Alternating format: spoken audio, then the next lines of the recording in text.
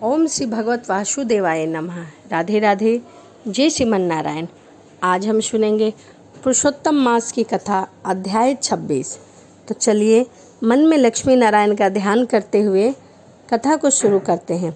अब उद्यापन के पीछे व्रत के नियम का त्याग कहते हैं।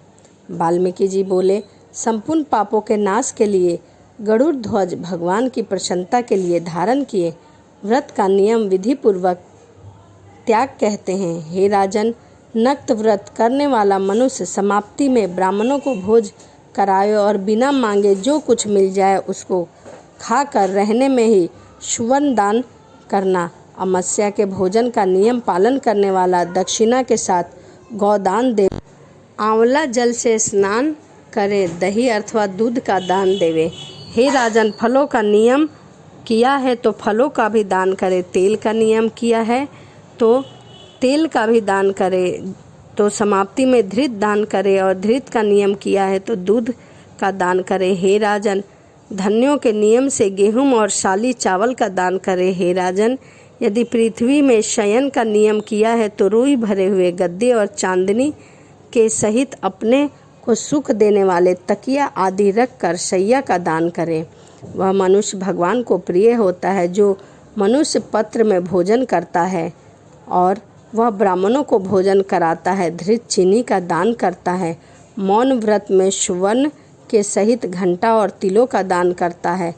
सब पत्नीक ब्राह्मणों को धृत युक्त पदार्थ से भोजन कराता है। हे राजन, नख तथा केशों को धारण करने वाला बुद्धिमान दर्पण का दान करता है। जूता का त्याग किया है तो जूता का दान करता है।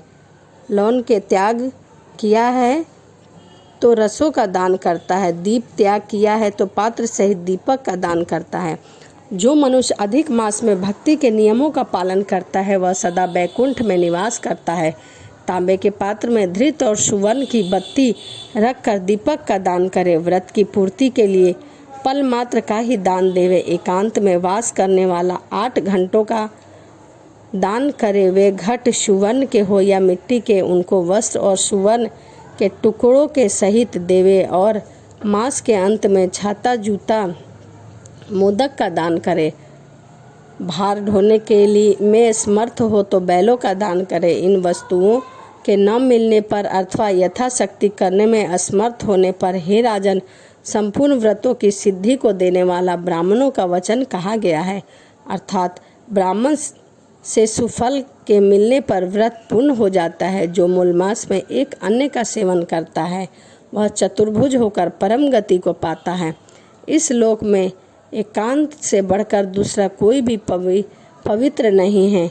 एक अन्य के सेवन से मुनि लोग सिद्ध होकर परम मोक्ष को प्राप्त हो जाते हैं। अधिक मास में जो मनुष्य रात्रि में भोजन करता है वह राजा होता है और जो मनुष्य संपूर्ण कामनाओं को प्राप्त करता है इसमें जरा भी संदेह नहीं है। देवता लोक के दिन पूर्वाह में भोजन करते हैं और मुनि लोग मध्य आह में भोजन करते हैं। अपराह्न में पितृगण भोजन करते हैं। इसीलिए अपने लिए भोजन का समय चतुर्थ पहर कहा गया है। हे नराधीश, जो सब बेला को अतिक्रमण कर चतुर्भुज प्रहर में भोजन करता है, हे जनार्दन, उसको ब्रह्म हत्या आदि पाप नहीं लगते। हे महापाल, रात्रि में भोजन करने वाला समस्त पुण्यों से अधिक पुण्य वाला होता है और वह मनुष्य प्रतिदिन अश्वमेघ यज्ञ के करने का फल प्राप्त करता है।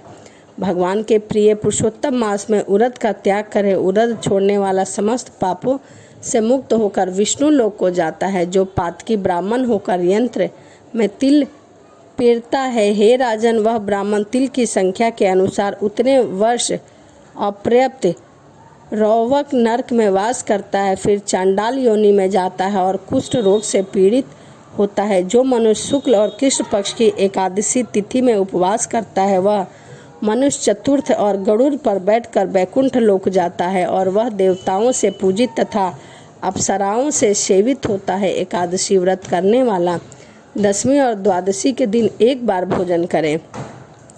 जो मनुष्य देव मनुष्य भगवान के प्रीत्यर्थ व्रत करता है वह मनुष्य स्वर्ग को जाता है। हे राजन, सर्वदा भक्ति में कुशा का मुट्ठा धारण करें। कुशा अत्यंत पवित्र कही गई है, बिना कुशा की क्रिया व्यर्थ कही गई है, क्योंकि कुशा के मूल भाग में ब्रह्मा और मध्य भाग में जनार्दन वास करते हैं। कुशा के अग्र भाग में महादेव वास करते हैं, इसीलिए कुशा से मार्जन करें। शुद्र जमीन से कुशा को न उखाड़े और कपिला गौ का दूध न पिए। हे भूपेत, पलाश के पत्र में भोजन न करे, प्रलव मंत्र का उच्चारण न करे, यज्ञ का बचा हुआ अन्य भोजन न करे, जनेऊ को धारण न करे और वैदिक क्रिया को न करे। यदि विधि का त्याग कर मनमाना काम करता है तो वह शूद्र अपने पितरों के सहित नरक में डूब जाता है। 14 इंद्र तक नरक में पड़ा रहता है, फिर मुर्गा, सूअर, बानर योनि को जाता है। इसीलिए शूद्र हमेशा प्रणव का त्याग करे। हे भूपत, शूद्र ब्राह्मण के नमस्कार करने से नष्ट हो जाता है। हे महाराज, इतना करने से व्रत परिपूर्ण कहा गया है, अथवा ब्राह्मणों को दक्षिणा न देने से मनुष्य नरक का भागी होता है। व्रत में विद्य होने से अंधा और कोढ़ी होता है। हे भूप, मनुष्य में श्रेष्ठ मनुष्य पृथ्वी के देवता ब्राह्मण के वचन से स्वर्ग हो जाते हैं। हे भूप, इसीलिए कल्याण को चाहने वाला विद्वान मनुष्य ब्राह्मण के वचनों का उल्लंघन न करे। यह मैंने उत्तम कल्याण को करने वाले, पापों का नाशक, उत्तम फल को देने वाला, माधव भगवान को प्रसन्न करने वाला, मन को प्रसन्न करने वाला धर्म का रहस्य कहा है। इसका नित्य पाठ करे। हे राजन, जो इसको हमेशा सुनता है, पढ़ता है, अथवा उत्तम लोक को जाता है, जहाँ पर योगीश्वर श्री हरि भगवान वास करते हैं। इति बृहन्नारदीय पुराणे पुरुषोत्तम मासे महात्म 26वां अध्याय समापम। श्री हरि शरणम। इस प्रकार पुरुषोत्तम मास की कथा अध्याय 26 यहीं समाप्त होता है। अगली वीडियो में मैं आपके लिए पुरुषोत्तम मास की कथा अध्याय 27 लेके आऊँगी। तो चलिए इसी के साथ वीडियो को समाप्त करते हैं और मिलते हैं अगली वीडियो में। राधे राधे। जय श्रीमन नारायण। हरे कृष्णा।